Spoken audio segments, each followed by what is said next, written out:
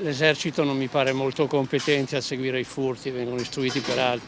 Sicuramente gli antifurto, anche se costano però, cioè, il problema è sempre quello. Beh, credo che l'esercito sia un po' eccessivo, i sistemi di sicurezza vanno bene anche come deterrente.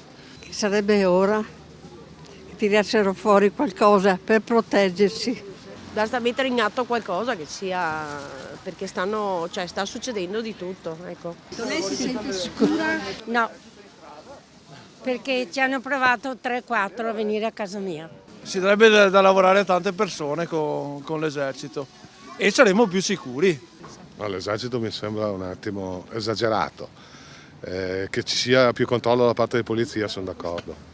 Vivo qua da 26 anni, ma credo che comunque la sicurezza è sempre poca, sia per il cittadino, insomma, e sia anche per gli enti pubblici. Secondo me sarebbe molto utile l'allarme, che ci fosse in ogni casa o comunque anche in ogni appartamento. Per combattere la delinquenza è necessario anche conoscere la delinquenza, avere degli informatori, suppongo, no? Chiaramente, e quindi dare una risposta che sia diversa da quella del puro esercito, che mi sembra più una cosa plateale che effettiva.